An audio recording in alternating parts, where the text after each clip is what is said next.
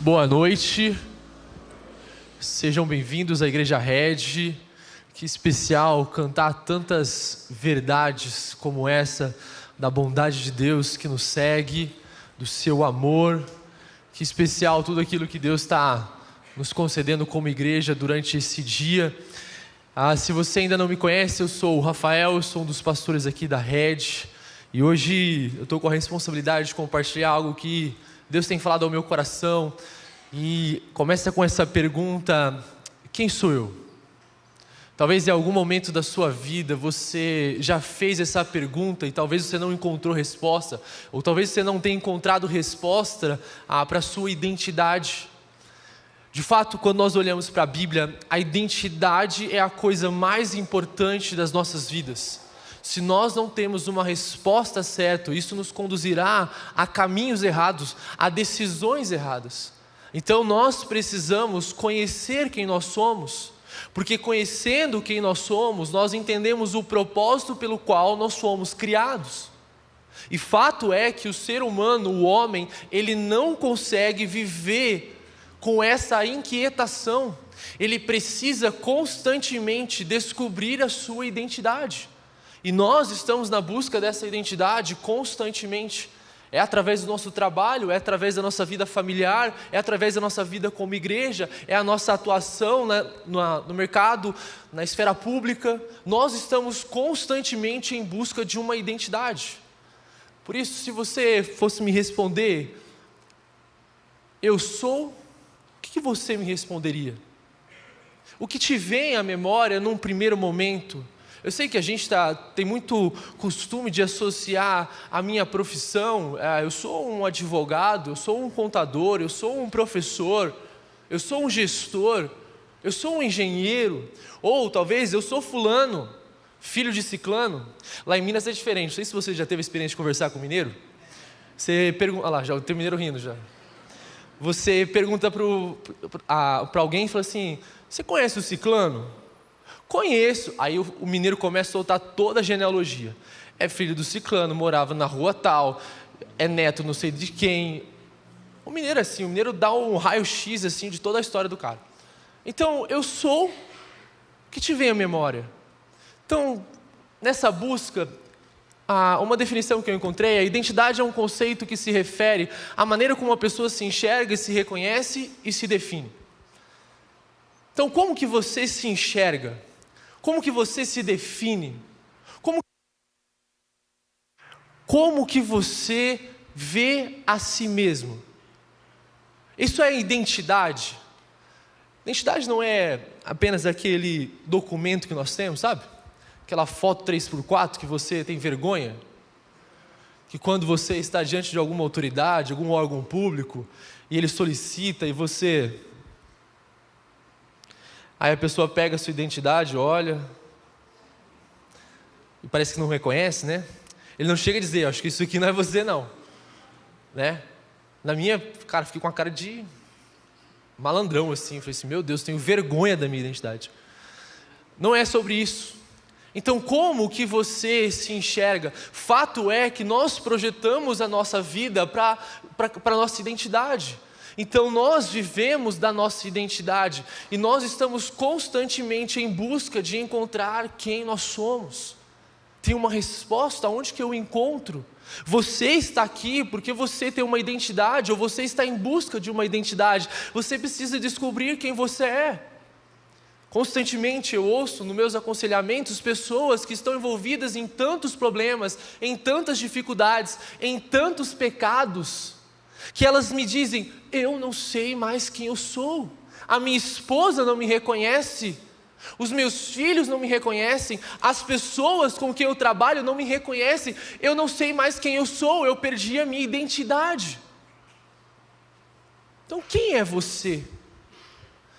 Você já passou por alguma crise de identidade? Você já muitas das vezes projetou a sua vida para chegar no lugar, para ocupar uma função, para exercer uma profissão ou para cumprir alguma coisa, e quando você simplesmente chega lá, quando você assume, quando você veste a camisa, quando você recebe o crachá, e quando você começa a viver, você fala assim: Não, se for isso aqui, está errado. Ou talvez você idealizou a sua vida a partir da maternidade, e aí quando nasceu, você teve que lidar com uma criança que só chora. E você não sabe, porque a criança está chorando, ela não te entende e você não entende ela.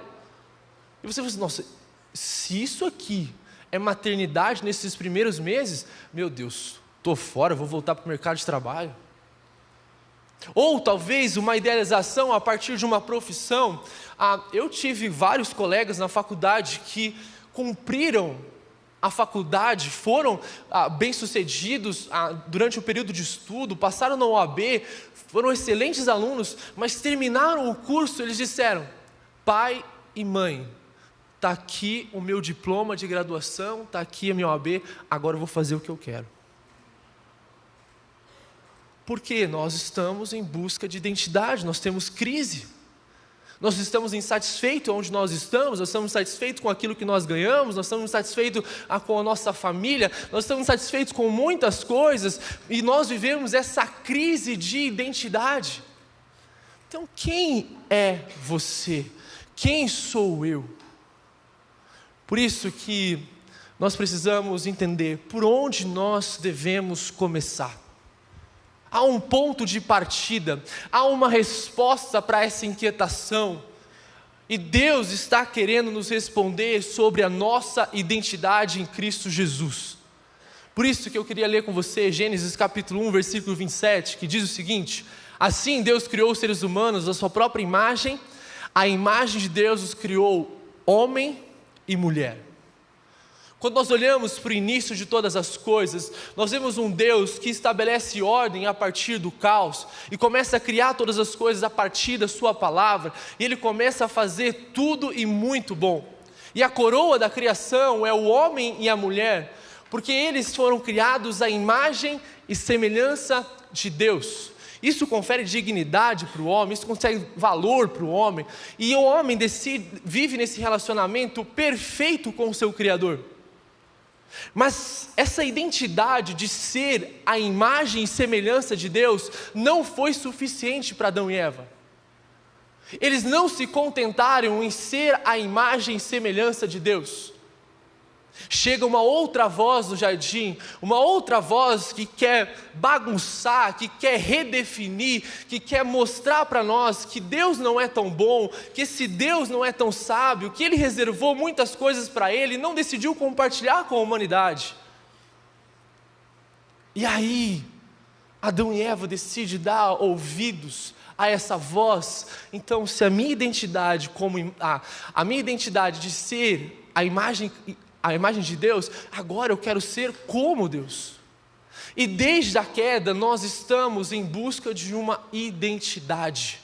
Por causa da queda nós buscamos um sentido, um propósito para as nossas vidas. Nós estamos insatisfeitos, nós queremos descobrir quem nós somos.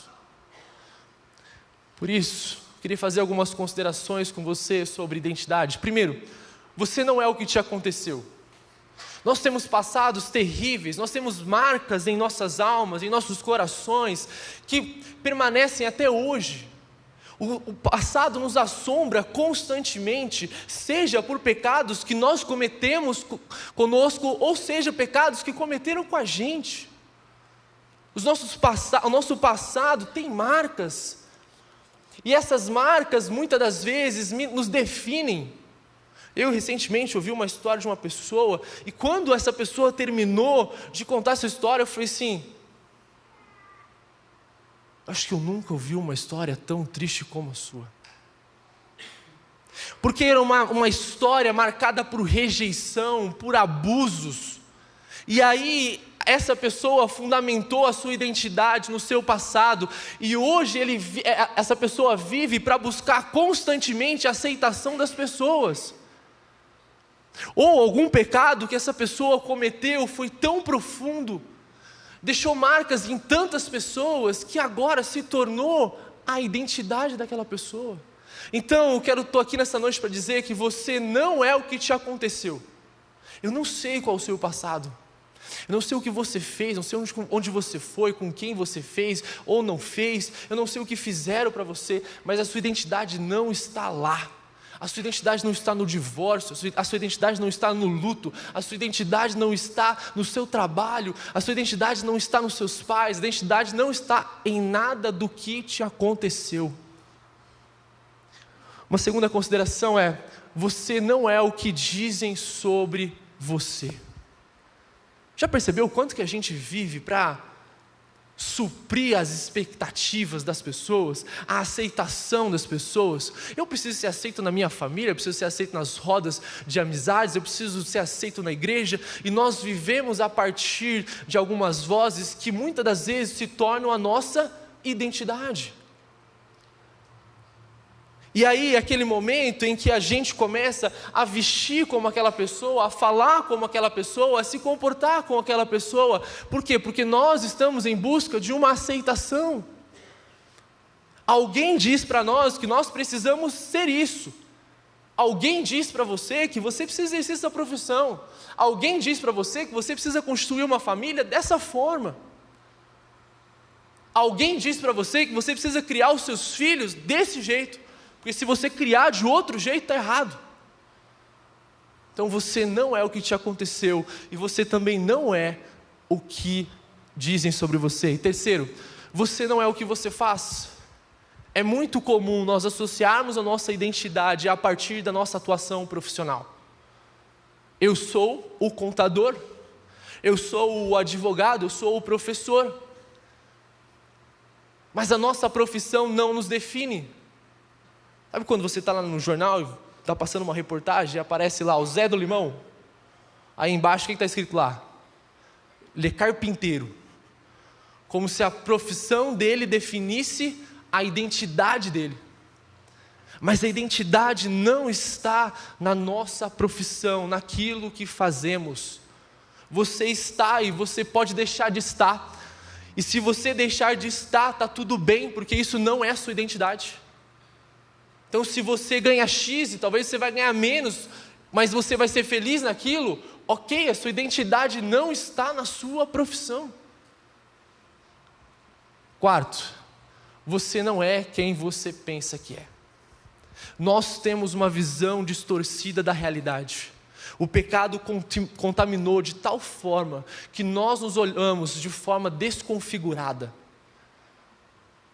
Por isso que a identidade não está em nós. O nosso movimento não é olhar para dentro de nós, para nos conhecermos, para descobrirmos quem nós somos a partir de nós mesmos.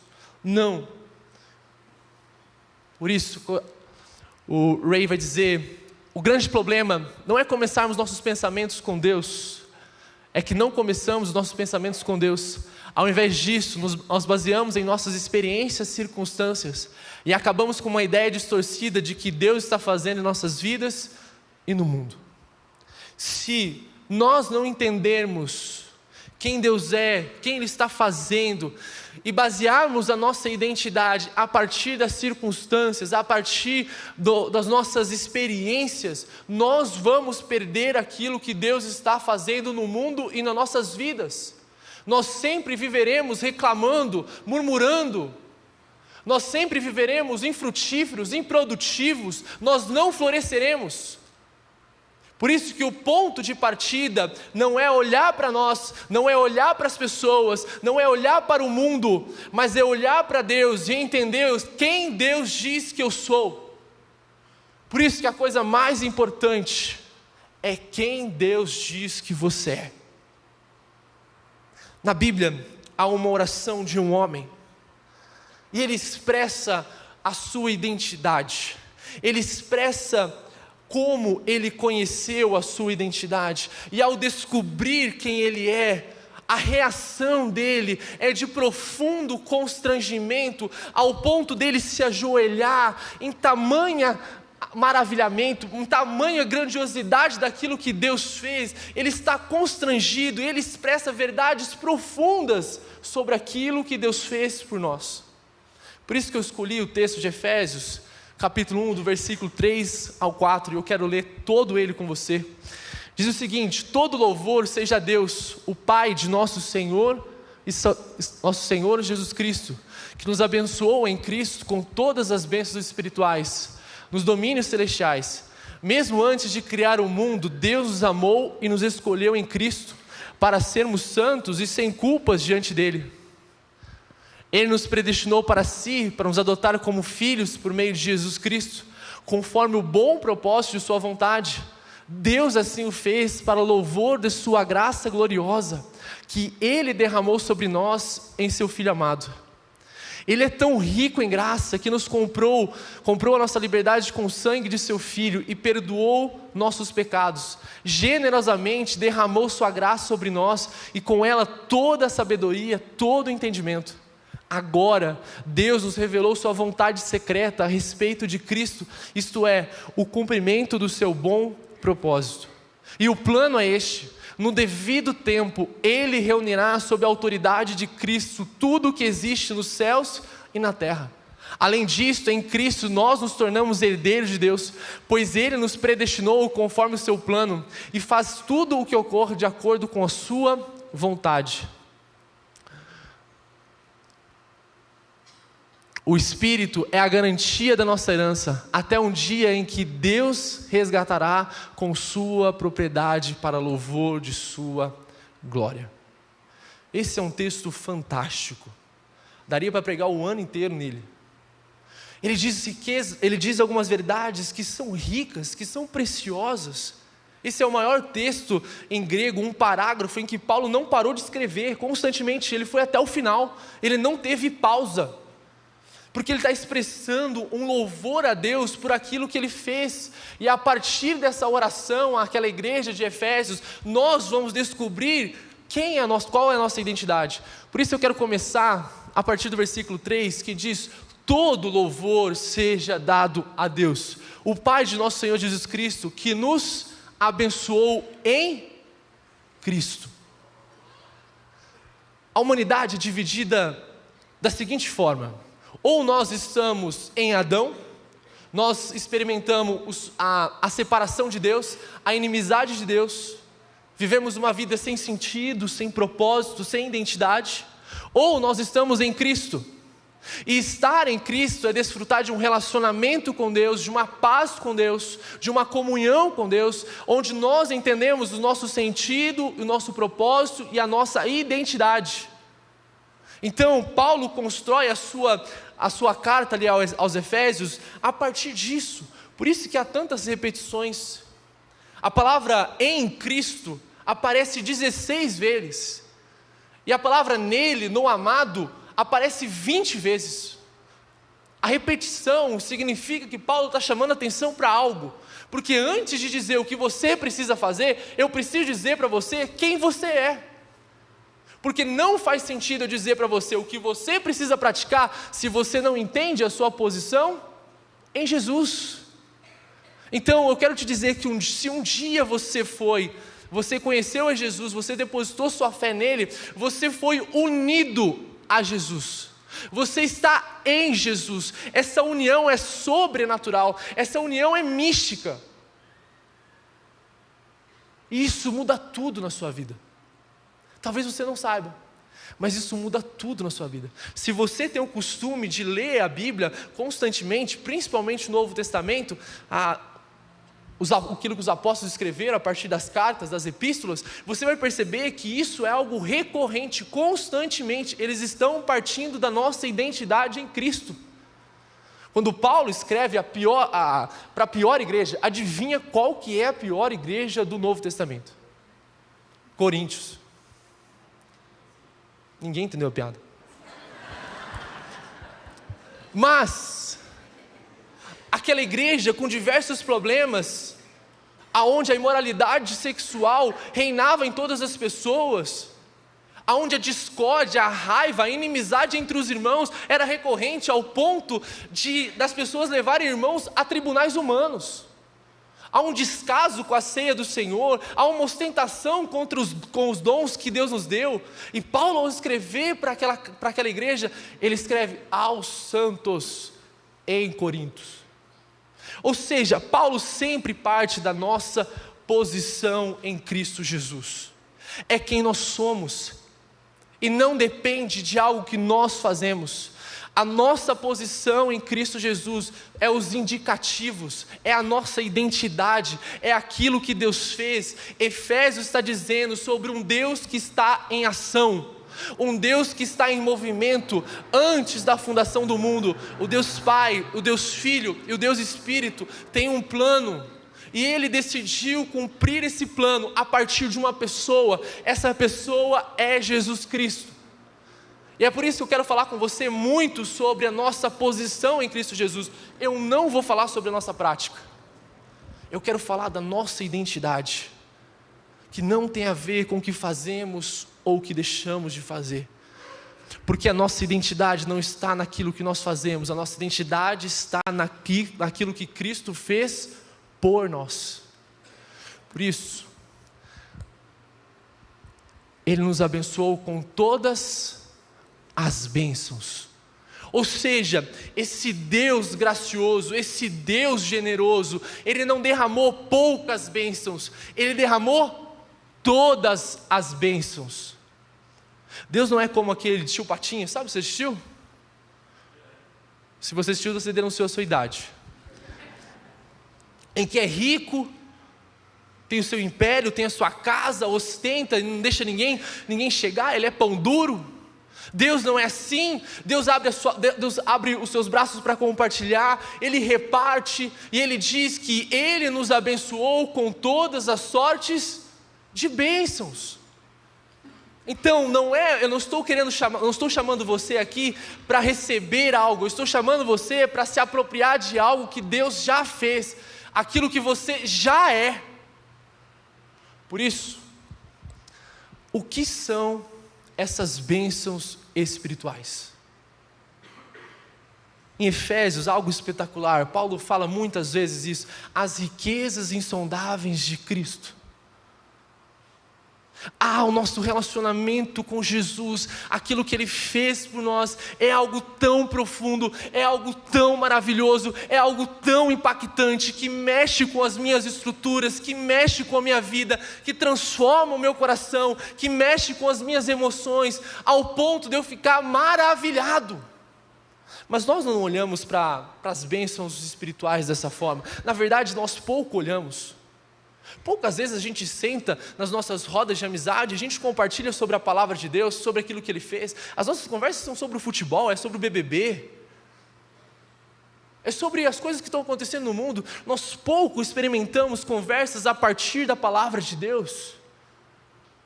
E parece que nós tornamos o evangelho utilitarista. Eu me relaciono com Deus com base naquilo que Ele pode me oferecer. Eu tenho uma necessidade física, eu tenho uma necessidade financeira, eu tenho uma necessidade emocional. O que esse Deus pode oferecer para mim? É como se Deus fosse um garçom, em que eu estou sentado e eu faço o pedido: Senhor, por favor, aqui um pouquinho mais de saúde. Tira aqui um pouco do sofrimento, eu não estou sabendo conviver com Ele. Deus é como se fosse um garçom, Ele está aqui para nos servir. E o que é essas sortes de bênçãos espirituais? Eu quero que você saia daqui sabendo quem que você é em Jesus, ao ponto de você ficar maravilhado com Jesus. Por isso, existe uma mentalidade religiosa, e eu quero ilustrar isso. Deus é aquele transcendente, é aquele totalmente outro. Ele está longe, Ele está distante. Ok, o homem está aqui na terra, e o homem precisa fazer alguma coisa, ele precisa se sacrificar para receber as bênçãos de Deus. Essa é a mentalidade religiosa, essa é a mentalidade de todas as outras religiões. É a mentalidade com base no esforço, naquilo que eu faço para conquistar. Se eu preciso passar madrugadas orando para conseguir alguma coisa, eu vou passar madrugadas orando. Se eu preciso jejuar, sei lá quantos dias por semana, se eu preciso tirar água, tirar comida, eu vou tirar. Se for preciso ir uma peregrinação, eu vou. Se for precisar carregar algum objeto sagrado para agradá-lo, como eu vou corrigir Deus? Como eu vou manipulá-lo para que Ele derrame as suas bênçãos sobre nós? Essa é a mentalidade religiosa. Como eu vou conquistar algo de Deus? Eu preciso me comportar? Eu preciso mudar a minha fala, então se eu falava palavrão, então agora eu vou falar. O que eu preciso fazer para que Deus me abençoe? Todo mundo está fazendo essa pergunta, e as igrejas que mais estão crescendo, está na porta das suas igrejas, está escrito: pare de sofrer. Mas quem que não quer parar de sofrer? Qual o caminho? O que você precisa? Me diga. E nós tornamos o evangelho materialista, e o evangelho não tem nada a ver com as bênçãos materiais. O evangelho tem a ver com as bênçãos espirituais. Essa aqui é a mentalidade religiosa, mas eu quero que você não pense aqui que você vai trazer à sua mente aqueles pastores das mídias. É aquelas igrejas, né? São tudo religioso, né? Não, religioso é eu e você. Eu me lembro que no período de faculdade eu tive uma professora, ela era fantástica. A aula dela era incrível. Que capacidade, que habilidade. Mas a prova era extremamente difícil. Extremamente difícil. E quando eu olhava no calendário, eu já borrava. E era aquele momento em que eu sentia mais tentações, mais o sentido de trocar Deus, de preocupar, de ter ansiedade, de inverter as prioridades. E aí eu me via me pecando, eu me via longe de Deus, porque eu não sabia lidar com a pressão da prova e a necessidade de ir bem. Então eu precisava conciliar o trabalho, eu precisava conciliar a faculdade, tá? Então eu acordava 4 horas da manhã, estudava até as 8, eu precisava ir bem, eu precisava ser um bom aluno. Aí quando eu chegava na prova, eu ficava assim: nossa, mas o que eu vivi com Deus essa semana? Não, Deus vai derramar um raio agora aqui. E tudo que eu estudei, Deus vai apagar da minha memória. E eu vou péssimo na prova. Essa é uma mentalidade religiosa. Você experimenta isso em diversos momentos. Talvez você quer algo de Deus, aí você pensa: não, mas então para eu conseguir isso, para Deus me dar isso, eu preciso fazer isso, eu preciso fazer aquilo. Essa é uma mentalidade religiosa. A mentalidade cristã, ela é diferente. Ela comunica que esse Deus assume a forma humana. Ele vive em nosso meio. E Ele se sacrifica por nós. E o sacrifício dEle é a causa de todas as bênçãos espirituais na nossa vida. Tudo o que temos, tudo o que somos, tudo o que fazemos, vem dEle. É por isso que a nossa união com Cristo é a coisa mais importante que nós precisamos fazer, entender. Nós estamos casados com Cristo, nós temos uma aliança com Ele. Por isso que uma das afirmações que nós sempre dizemos aqui, cantamos, é que Jesus morreu por nós. Essa é uma verdade. Mas nós esquecemos que Jesus também viveu por nós. Nós olhamos a vida de Jesus como uma pré-condição para a morte apenas. Mas Jesus não estava apenas representando as nossas vidas na morte, na cruz. Jesus também estava representando a nossa vida, vivendo ela. Então, desde quando Jesus se encarna até a sua morte, Ele estava cumprindo todos os mandamentos de Deus em nosso lugar. Ele estava amando a Deus de todo o coração, Ele estava amando o próximo como a si mesmo. E Ele estava debaixo da lei, e Ele cumpre essa lei. Por isso nós chamamos isso de obediência ativa de Cristo. Deus estava cumprindo através de Cristo a nossa justiça. Deus estava cumprindo os seus preceitos, fazendo a vontade de Deus. E eu acho muito interessante isso. A Bíblia diz que Jesus cresceu numa família grande. Jesus cresceu com 4 meios-irmãos homens. E alguns estudiosos dizem que também teria mais 3 mulheres que faziam parte da família de Jesus. Você imagina pensar que Jesus não pecou? Imagina tendo Jesus como um filho. Deixa ele jogar o videogame. Deixa, está aqui o controle. Não pega a bola só para você, joga a bola para ele. Jogo. Come, como? Ele obedecia. Imagina, você que tem irmãos, você que foi criado com 1, 2, 3, 4 irmãos. Imagina Jesus crescendo nesse ambiente familiar, e ele não pecou contra os seus irmãos. Eu acho que os irmãos falam assim: pá, o que é isso? Não é possível. Ele é muito perfeito. Então Jesus cumpriu a obediência por nós. Ele cumpriu cada detalhe da lei em nosso lugar. Então Jesus não somente viveu, mas Ele morreu por nós. Essa é a obediência ativa. E a morte de Cristo é a obediência passiva. O salário do pecado é a morte. Nós violamos as leis de Deus. Nós pecamos contra esse Deus. Nós damos as costas para esse Deus. Nós transgredimos esse Deus. E por fazermos isso, nós merecemos a morte. Mas a boa notícia é que esse Deus nos ama e enviou o seu Filho em nosso lugar para assumir o nosso lugar em Cristo, na cruz. E é por isso que nós hoje podemos ser salvos. O salário do pecado é a morte, por isso que Jesus se sacrifica no nosso lugar. Olha o que Jerry Bridges diz: tudo o que Cristo fez em sua vida e morte é eficaz para nós, porque estamos legalmente unidos a Ele. Portanto, podemos dizer com precisão que quando Jesus viveu uma vida perfeita, nós vivemos uma vida perfeita. Ele continua dizendo: quando Ele morreu na cruz para sofrer a penalidade do pecado, nós morremos na cruz. Tudo o que Jesus fez, nós fizemos por causa da nossa união legal com Ele. Deus estava, por meio de Jesus, nos substituindo durante a sua vida e na sua morte. Por isso que aquele relato em Mateus capítulo 4, quando Jesus é batizado e Ele ouve dos céus a declaração: você é meu filho amado. Essa é uma declaração que se estende a nós. Deus olha para nós e fala: você é o meu filho amado. Por quê? Porque nós estamos unidos a Jesus. Por isso, queria compartilhar com você 4 verdades sobre a nossa identidade. Você precisa descobrir quem você é, porque senão você vai viver uma vida sem sentido, vazia, e você vai começar a achar que a vida é apenas pagar boleto. Você vai olhar para a vida e o sofrimento vai se tornar sua identidade, o pecado vai se tornar sua identidade, a dor vai se tornar sua identidade. Mas existem 4 verdades a partir desse texto incríveis que Deus fala sobre nós. E a primeira dela é que nós somos escolhidos. O texto diz: mesmo antes de criar o mundo, Deus nos amou e nos escolheu em Cristo para sermos santos e sem culpas diante dEle. Eu sei que o termo eleição causa muita polêmica, discussão.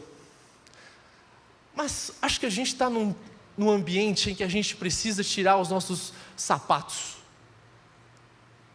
A gente está mexendo em algo que transcende a nossa capacidade cognitiva de compreender. Mas fato é que a Bíblia apresenta Deus Pai como aquele arquiteto, como aquele gestor que planeja a salvação, a redenção da humanidade. E a Bíblia apresenta um Deus que escolhe pessoas. Desde o Antigo Testamento, quando nós olhamos, Deus escolheu Noé e os seus. De Ur dos Caldeus, Ele escolheu Abraão para formar uma nação. De todos os povos, Ele escolhe Israel para ser luz para as nações. Ou seja, constantemente Deus está escolhendo pessoas. E se você está aqui, você não conheceu a Jesus, porque você tem apenas boas intenções para a sua vida. Eu sei que você odeia pastor. Eu sei que um dia você odiou a igreja evangélica. Eu sei que você um dia odiou pisar numa igreja. Eu sei que um dia você duvidou e questionou muitas coisas. Mas esse Deus te escolheu, esse Deus te chamou, e a Bíblia diz que foi antes da fundação do mundo. Antes de você ter sido planejado ou não, Deus já te viu, Deus já planejou, Deus já te criou, para que você viesse a este mundo manifestar a glória dEle. Por isso que o que nós estamos falando aqui, do plano de redenção de Deus, não acontece apenas com uma reação à queda. Jesus não é o plano B de Deus. Deus não estava lá com a torcida celestial, dizendo: não coma, Não faça isso. Sempre foi o plano de Deus, desde a fundação do mundo.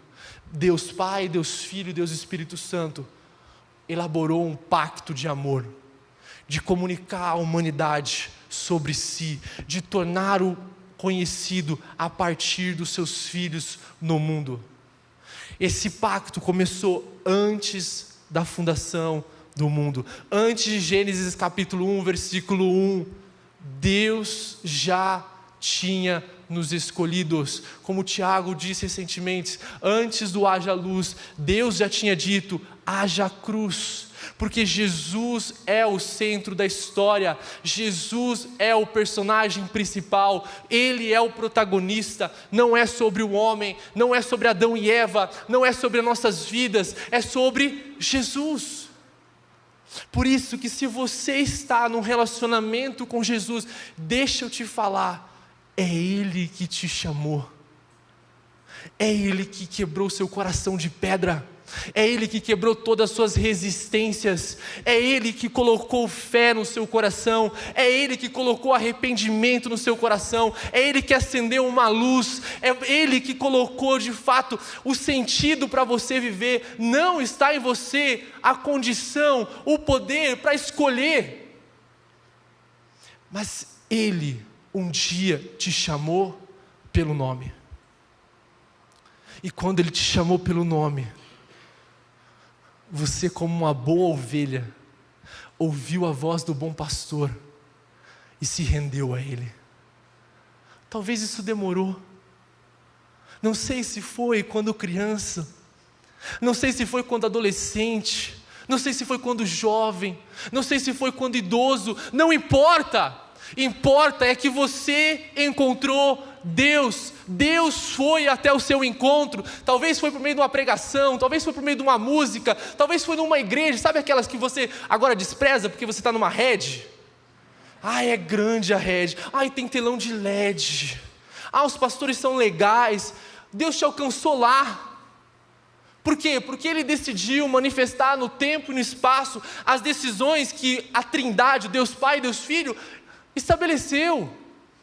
Deus te escolheu. A Bíblia diz que ninguém pode se aproximar de Deus sem que Deus decida se aproximar. O Evangelho não é sobre pecadores procurando Deus, o Evangelho é sobre Deus procurando pecadores. E a nossa primeira identidade é: nós somos escolhidos. Isso é maravilhoso. Paulo compreendeu de tal forma essa identidade que o colocou de joelhos. Não é para a gente discutir, isso transcende, é para a gente entender e entender a nossa limitação e falar assim: isso é grandioso demais. Em Romanos, Paulo termina, depois de falar sobre isso, ele fala assim: quão insondáveis são os seus pensamentos, quem que te aconselhou? Paulo fica maravilhado com o fato de que ele é um escolhido, ele não tem direito, ele não é digno, ele não é merecedor, ele matou cristãos, ele cometeu muitos pecados, ele não tem dignidade, mas Deus decidiu escolher os piores. Aqui não é aquela eleição do síndico ou do presidente, sabe? Que a gente tenta escolher o menos pior. Não. Deixa eu te falar, se você está aqui, você é o pior. Você é o pior dos piores. Porque você entendeu que você precisa de um Salvador. E se você está crescendo no relacionamento com Jesus aqui na rede, se essa igreja tem feito sentido, se aquilo que nós ensinamos tem feito sentido a partir das palavras de Deus, a partir do Evangelho, é porque Deus está te iluminando. Deus está trazendo você para perto dEle, para conhecê-lo, para se relacionar com Ele. Essa é a nossa primeira identidade, nós fomos escolhidos. A segunda é que nós somos filhos. Efésios capítulo 1, versículo 5 diz: Ele nos predestinou para si, para nos adotar como filhos por meio de Jesus Cristo, conforme o bom propósito de sua vontade. Nos adotar como filhos. Há um conceito popular de que todos nós somos filhos de Deus. Isso é uma mentira. João capítulo 1, versículo 12 e 13 diz o seguinte: mas todos os que creram nele e o aceitaram, ele deu o direito de se tornarem filhos de Deus. Estes não nasceram segundo a ordem natural, nem como resultado da paixão ou da vontade humana, mas nasceram de Deus. Há um processo para mim e para você nos tornarmos filhos de Deus. Todos nós nascemos como criaturas de Deus. Fomos criados à imagem e semelhança de Deus. Isso nos confere dignidade e valor por si só. Mas filho de Deus, o texto está nos ensinando que primeiro eu preciso crer. Eu preciso ouvir a mensagem. E como resultado eu me torno filho de Deus. Então, quando nós perguntamos quando Jesus te encontrou, nós estamos perguntando quando você se tornou um filho de Deus, quando você ouviu a mensagem e creu, quando que Jesus começou a fazer sentido para você, porque o texto nos apresenta, creram e aceitaram. É aqui que nós dizemos, aquele que reconhece Jesus Cristo como seu Senhor e seu Salvador, como filho de Deus, tornam-se filhos de Deus. O texto continua dizendo que Ele nos predestinou. Ou seja, Deus nos deu o destino prévio. É como se você fosse lá no correio, você vai enviar uma carta, um objeto, e você estabeleceu o destinatário. Deixa eu te falar, Deus te colocou neste mundo para ser filho. Essa é a sua predestinação. Deus projetou você na eternidade para que você se tornasse filho de Deus. A vida de Jesus está em você. Você nasceu de novo. Você teve um encontro com Jesus e agora a vida do próprio Deus está em você. E por estar em você agora, você é um filho de Deus. Mas por que é importante saber disso? Porque a gente estava no corredor da morte. A gente estava aguardando a execução, a sentença. Mas ama para ser filhos. Olha o que o Wilson Porte vai dizer. A ideia equivocada de que os homens podem escolher se serão filhos de Deus ou não, deveria ser entendida como absurda pelos cristãos. Ele continua dizendo, se assim fosse, isso traria mérito a nós, traria glória àqueles que escolheram em detrimento dos que não escolheram. E Jesus deixa claro que não fomos nós que escolhemos, mas sim Ele que nos escolheu para que fôssemos e dessemos frutos. Jesus olha para os seus discípulos lá e diz, não foi vós que me escolhestes, mas eu escolhi a vós. Se de fato se está em nós a capacidade para escolher ou não, nós sempre nos acharemos superiores àqueles que não escolheram. Então você vai olhar para as pessoas que estão no ambiente de trabalho seu, que a galera vive na balada, a galera mente, a galera comete muitas imoralidades. Aí você fala assim, não, eu escolhi o certo. Você olha para a sua família e você fala, não, mas eu estou no caminho certo, eu escolhi. Mas fato é que todos nós estamos no orfanato. E Deus está em movimento chamando os seus filhos. Recentemente eu ouvi uma história de um casal sobre adoção e eles adotaram gêmeos. E enquanto eles falavam desse processo, enquanto eles falavam emocionados sobre o impacto disso na vida deles, interiormente eu estava imaginando esse Deus que está em movimento para nos chamar de filhos. A adoção é a coisa mais linda do mundo. Então, nós fomos adotados como filho. O título Filho de Deus é o título mais importante que você tem na sua vida. Não se compara com a sua profissão, não se compara com a sua aposentadoria, não se compara com o seu planejamento para o futuro, não se compara com nada, absolutamente nada. Você é um filho amado de Deus. Fato é que, talvez olhar para Deus como Pai, eu sei que muitas das vezes pode trazer experiências negativas, porque talvez o seu relacionamento com o seu pai humano foi severo. Eu me lembro que meu pai me contava sobre a experiência dele com meu avô. Naquela época antiga, a criação era a seguinte, é um olhar, basta. A segunda olhada, Lá em Minas tinha vara, sabe? Não sei se chegou aqui, mas lá tinha vara. E meu avô disciplinava eles. Meu pai cresceu com essa imagem do seu pai. Nós crescemos com essa imagem. Talvez uma imagem de infidelidade. Talvez com uma imagem de indiferença. Talvez você nunca ouviu um te amo do seu pai. Mas deixa eu te falar, Deus não depende da figura do seu pai para ser Deus na sua vida. A Bíblia apresenta Deus como pai, como aquele que protege, como aquele que cuida, como aquele que se faz presente, como aquele que disciplina os seus filhos. E a visão que você tem do seu pai não determina a visão de Deus. Deus é o nosso Pai, você é filho amado de Deus, e talvez você está aqui, você está passando por circunstâncias, por lutas contra pecado, você está passando por sofrimentos, por provações, tentações, talvez você está duvidando do amor de Deus, talvez você está duvidando que de fato você é um filho de Deus. Será que Deus não me esqueceu? Onde está Deus no meu sofrimento? Onde está Deus na luta contra o meu pecado? Aonde está Deus na minha história? Será que Deus tem algo bom ainda para mim? A dor, o sofrimento estão me definindo. Deixa eu te dizer, Hebreus capítulo 13, versículo 1 diz: porque Deus disse, não o deixarei e jamais o abandonarei. Deus não te abandonou. Deus não te devolverá para o orfanato deste mundo. O status de filho de Deus é irrevogável, e Deus não perderá nenhum dos seus filhos. Amém? Deus não perderá nenhum dos seus filhos. Deus está lá, você que não o percebe. Deus se faz presente. Não baseie a sua fé naquilo que você sente, mas baseie a sua fé na palavra de Deus. Ele diz: eis que estarei convosco todos os dias, até a consumação dos séculos. Quer você sinta, quer você veja, quer você perceba ou não, Deus se faz presente, porque Ele não te esqueceu. Você é filho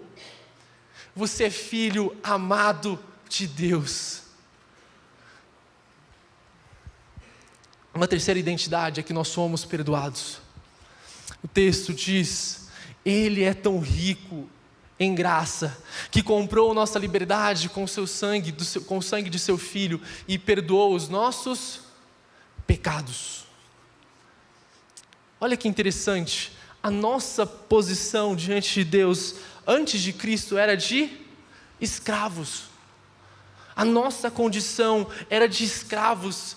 Nós pecamos, e nós não conseguimos fazer o bem, nós não conseguimos obedecer a Deus, nós não conseguimos amar as pessoas, nós somos escravos dos nossos vícios. Mas essa era a nossa condição antes de Jesus. Mas Deus diz que Ele nos comprou, e nos comprou com o precioso sangue. Ele é o resgatador das nossas vidas, das nossas almas. Ele que veio em direção no nosso cárcere. Ele que veio no presídio das nossas vidas e abriu a cela e nos chamou para viver na liberdade dele. É Ele. Deixa eu fazer um exercício com você. Imagine que durante o seu dia você peque 3 vezes. É quase que um anjo. A Bíblia diz que nós pecamos pelas nossas ações, pelas nossas omissões, pelos nossos pensamentos. Imagine que você peque manhã, tarde e noite. No final do dia você tem 3 pecados. Durante o mês você tem 90 pecados. No mês você vai ter 1080 pecados. A expectativa de vida do brasileiro é até 77 anos. Imagina que você viva até 77 anos. Você teria cometido 83.160 pecados. Imagine que a defesa pega os autos do processo, olha para o réu, ele está diante de uma causa e ele fala assim: então, excelentíssimo, ele cometeu 83 mil delitos. É uma causa indefensável. Mas deixa eu te falar, você não precisa cometer 83 mil pecados. Se você cometer um, você já não entra no céu. Porque o céu é o ambiente de perfeição. Se pecado entrar no céu, o céu deixa de ser céu. A Bíblia diz que se nós queremos basear a nossa vida a partir da nossa obediência da lei, se a gente tropeça em um, a gente é réu de todos. Ou seja, nós somos incapazes. É impossível obedecer a lei. É impossível cumprir os mandamentos de Deus. Por causa da nossa condição como pecadores. Você é mais pecador do que você pode imaginar. Muito mais. Isso aqui é apenas uma ilustração. Só para tornar um pouco mais didático. Imagina se isso está sendo contabilizado. Na verdade está. Apocalipse diz que Deus está escrevendo no seu livro tudo aquilo que a gente faz. Mas esse Deus se moveu em nossa direção e nos resgatou dessa condição de escravos. Ele comprou a nossa liberdade. E Ele nos chamou: saia dessa cela, viva como livre. Agora você pode amar. Agora você pode perdoar. Agora você pode obedecer. Agora você pode repartir. Agora você pode servir. Porque você agora não é escravo, mas agora você é livre. Deus perdoou você em Cristo. E a ideia de remissão de pecados é que Deus perdoou os nossos pecados, tanto do passado, presente, quanto do futuro. Não há mais débito. Não há nada que nos condene diante de Deus. Ele pagou completamente. Bárbara diz que sua alma foi comprada antes mesmo de você ser concebido. Seus pecados podem lhe parecer incontáveis e desencorajadores, mas eram todos conhecidos um a um por Deus antes de você pensar nele ou querer cometê-lo. Deus já conhecia, Deus já sabia. Deixa eu te falar, Deus não está surpreso com o seu pecado. Foi por isso que Ele te deu Jesus.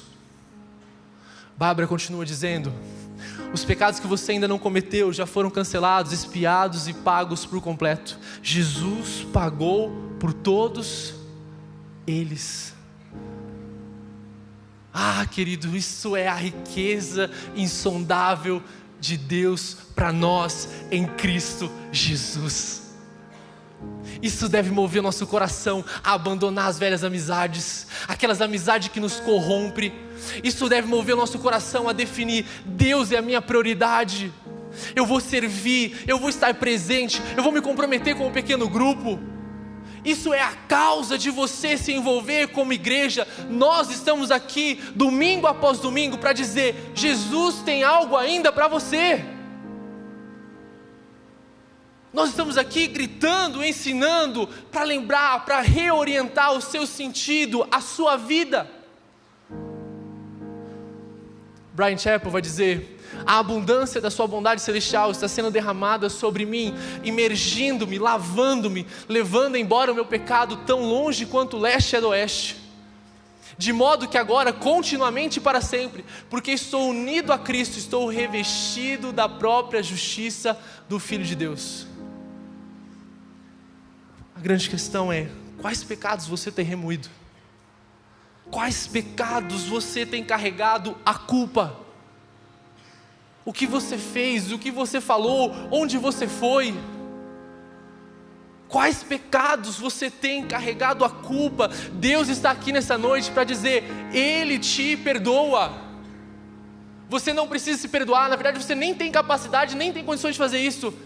Mas Deus está aqui para dizer: Ele te perdoa. Arrependa-se do seu pecado, muda o sentido da sua vida, abandone esse pecado e você recebe a graça, o perdão de Deus. Chega de quebrar a cara, chega de meter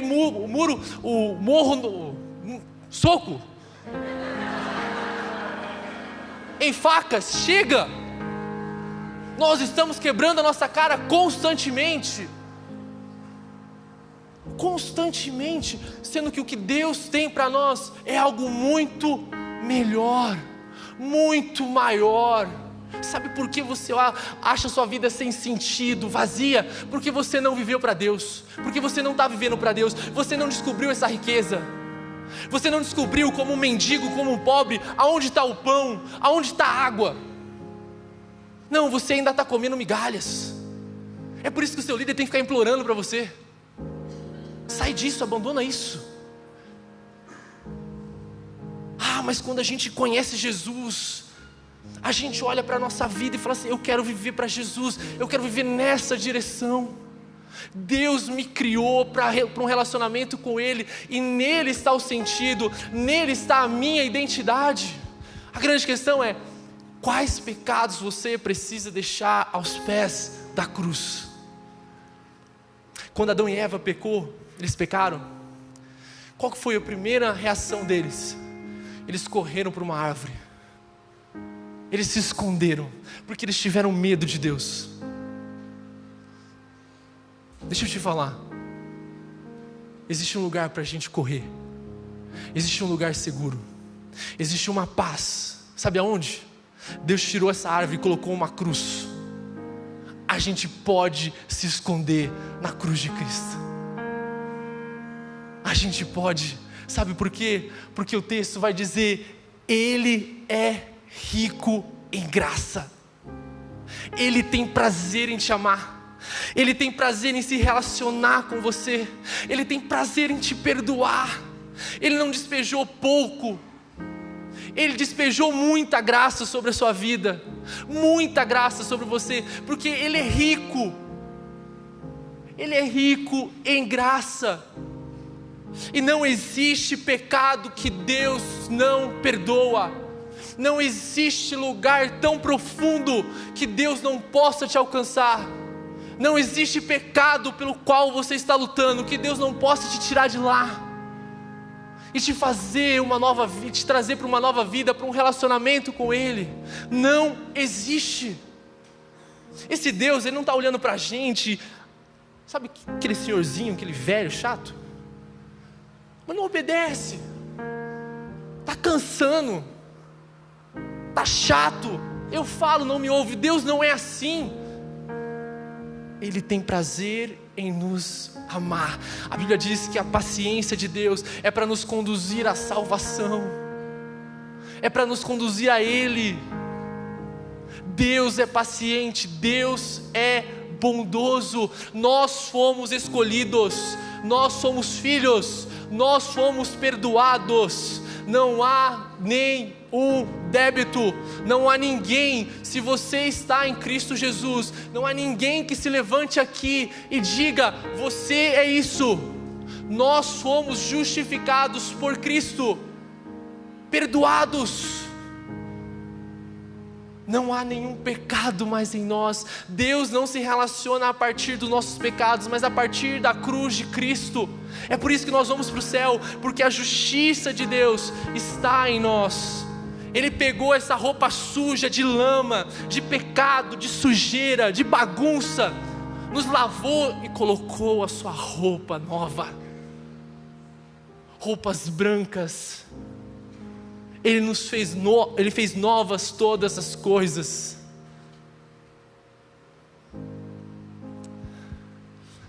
Quarta identidade é que nós somos dele. O texto diz: agora vocês também ouviram a verdade e as boas novas da salvação. Percebe a relação com filhos de Deus? Ouviram e creram. E agora Paulo está descrevendo como nós recebemos o Espírito. Ele está dizendo: vocês ouviram a verdade, as boas novas da salvação, e quando creram em Cristo, Ele colocou sobre vocês o selo do Espírito Santo que havia prometido. Deixa eu te falar, o Espírito Santo representa essa posse. Nós pertencemos a Deus. Eu estou olhando para pessoas aqui que são habitadas pelo Espírito Santo, que pertencem a Deus. E a prova disso é que Deus, quando Jesus ascendeu aos céus, Ele deixou o seu Espírito, mostrando que nós pertencemos a Ele. Mas esse selo também prova na verdade que nós somos filhos. A Bíblia diz que aqueles que têm o Espírito Santo de Deus, o Espírito dele testifica de que nós somos os seus filhos. Mas isso também comunica a nossa proteção. Queridos, nós estamos seguros. Deus nos levará de volta para casa. Deus cumprirá a sua boa obra em nós. Essa obra que começou antes da fundação do mundo, que se manifestou no tempo e no espaço, na minha e na sua vida, Ele vai completar. Ele deixou o seu Espírito, e o Espírito é a garantia de que Ele vai cumprir as suas promessas. É sobre isso. Nós pertencemos a Ele. Você não pertence mais a si mesmo, mas pertence a Ele. O texto continua dizendo: o Espírito Santo é a garantia da nossa herança, até o dia em que Deus os resgatará com sua propriedade, para o louvor da sua glória. É como aquele ticket que a gente deixa no aeroporto, quando a gente vai pegar as nossas bagagens. Há uma marca, um código. O Espírito Santo é esse código, é essa marca de que Deus voltará e nos resgatará. Queridos, nós não somos o povo que retrocederá. Nós não somos o povo que olhará para trás. Nós não somos o povo que desistiremos. Nós somos o povo que avançaremos. Nós chegaremos lá, porque Deus colocou o seu Espírito em nós. Talvez você está aqui, e você talvez está fazendo essa pergunta: quando que eu entro como sujeito? Não é sobre você. É sobre o que Deus estabeleceu antes da fundação do mundo. Se você não entender a sua posição em Jesus, não fará sentido a sua prática.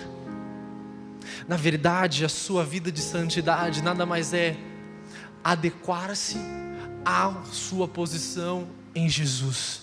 É viver de forma coerente com aquilo que você já é em Jesus. A nossa identidade é que nós somos escolhidos.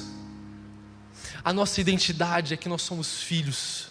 A nossa identidade é que nós somos perdoados. A nossa identidade é que nós somos dele. Deixa eu te falar, tem muito mais riquezas para a gente explorar. Vamos cavar juntos como igrejas.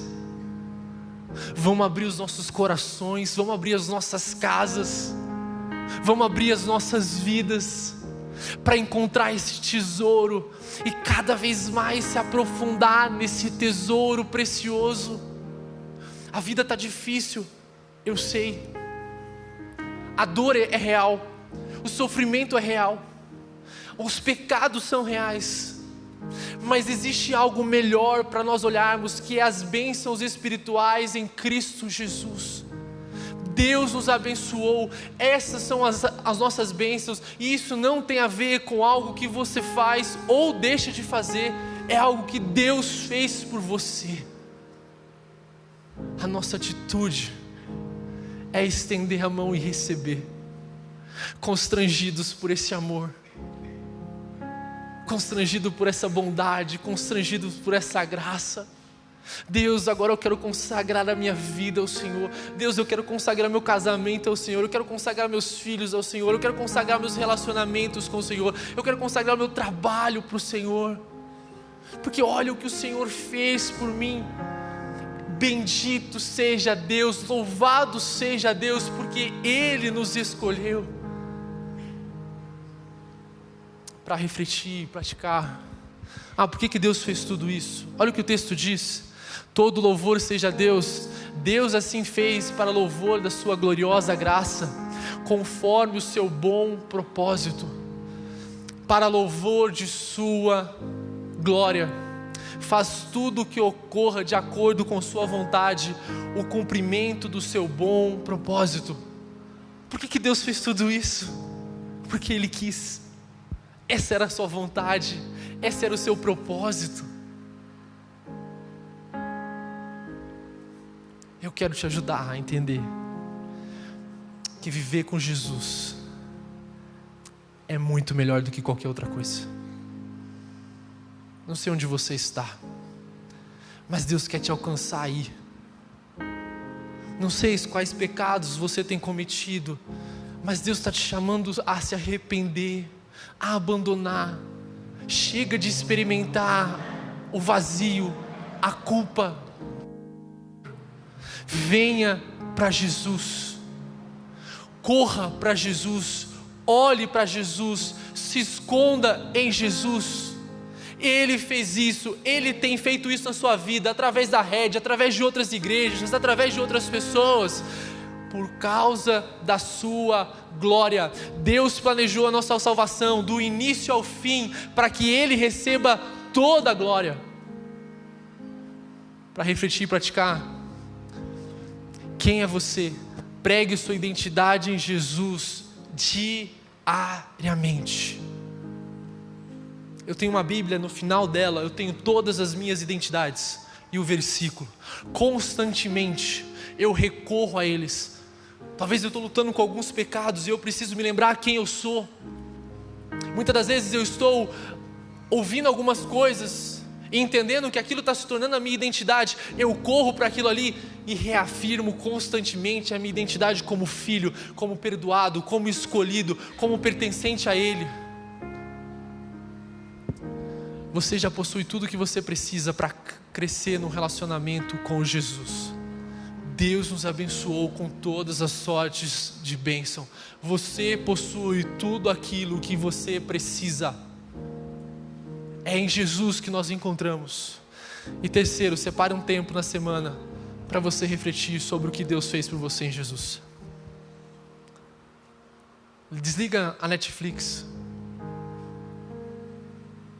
Desliga os canais. Silencie o WhatsApp, o Instagram. Se retire. Vá para o parque ecológico, coloque uma música. Vá para o seu quarto. Vá para a sacada da sua casa. Vá para um lugar em solitude e medita naquilo que Deus fez por você. Permita que esse Deus preencha o seu coração ao ponto de você se quebrantar, ao ponto de você render a sua vida, ao ponto de você ficar totalmente constrangido por Ele. Separe esse tempo durante a semana. Quero convidar você a fechar os seus olhos. Aonde você está buscando a sua identidade?